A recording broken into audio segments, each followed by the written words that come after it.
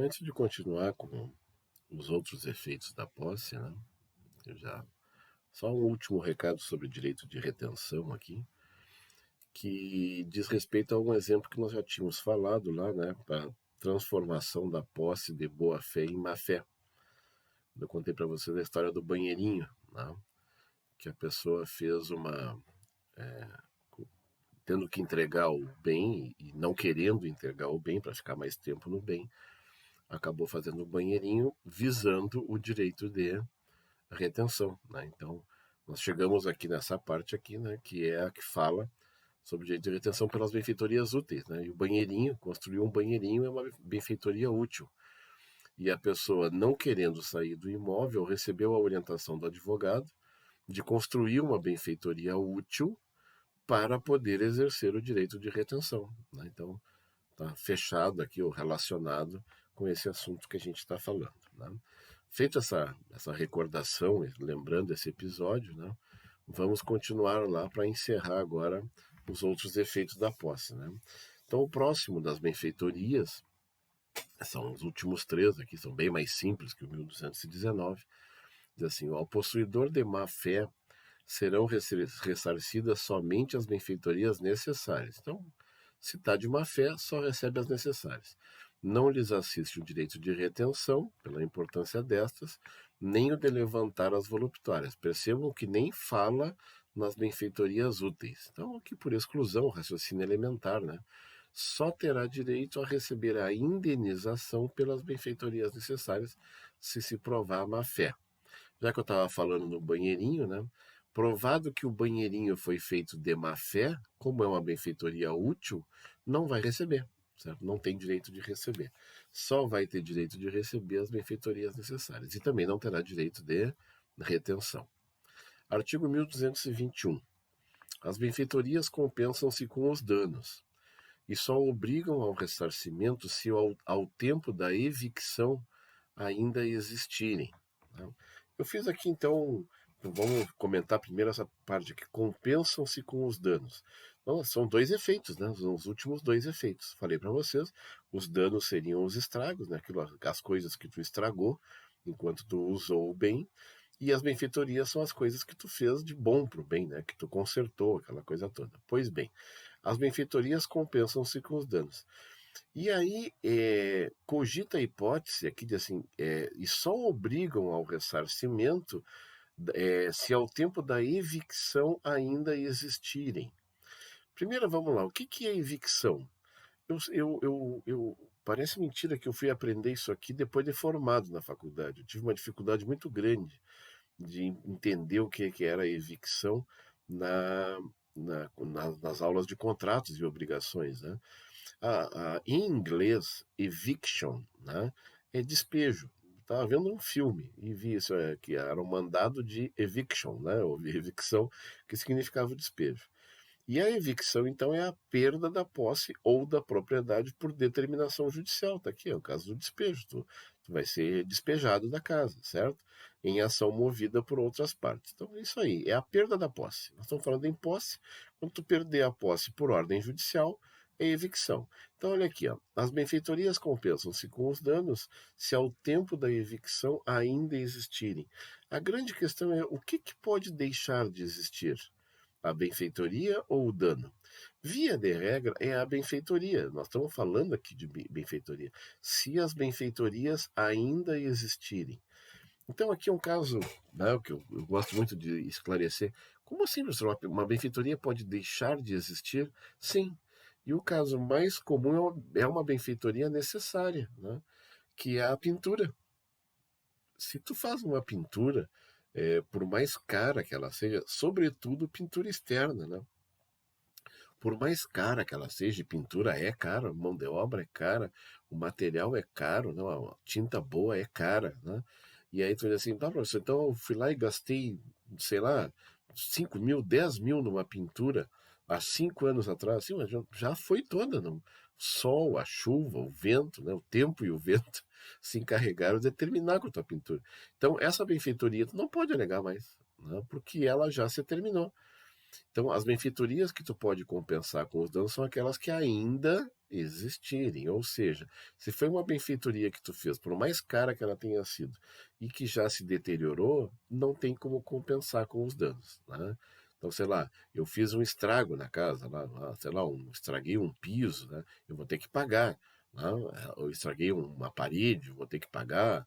Ou, sei lá, não, um objeto qualquer, uma chaminé que caiu, eu vou ter que pagar, certo? Né? Porque eu derrubei.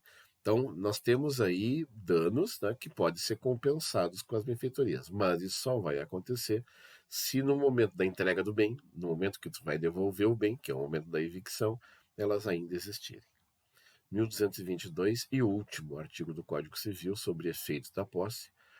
O reivindicante, obrigado a indenizar as benfeitorias ao possuidor de má-fé, então aqui, ó, 1222 está se referindo ao 1220, tem o direito de optar entre o valor atual e o custo do que? Da benfeitoria.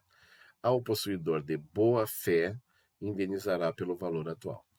Então aqui fica clara a intenção do legislador de dar um castigo maior ainda ao possuidor de má-fé. Né? O que eu tenho que indenizar o possuidor de má-fé? O que a obra custou na época, né, reajustado monetariamente, ou o que ela vale hoje. Né? Via de regra, né, aqui o próprio artigo já indica isso, né? O valor atual é o mais justo, né? Quanto que valeria aquela benfeitoria hoje? Mas se o valor atual de repente for muito alto, né?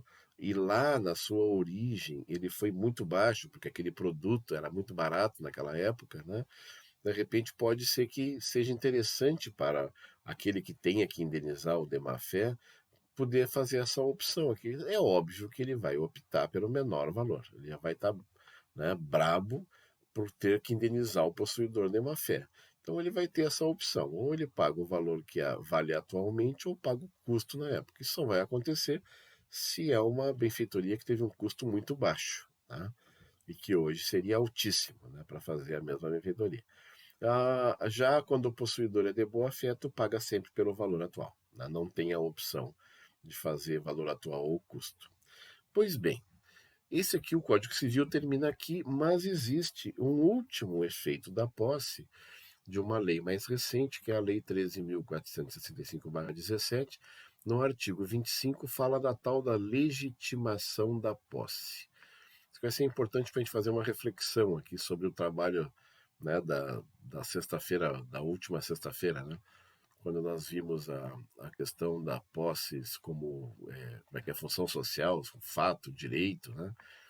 A legitimação de posse, instrumento de uso exclusivo para fins de regularização fundiária, constitui ato do poder público destinado a conferir título por meio do qual fica reconhecida a posse de imóvel ou objeto da REURB, Regularização Fundiária Urbana, com a identificação de seus ocupantes, o tempo da ocupação e natureza da posse, o qual é conversível em direito real de propriedade na forma desta lei.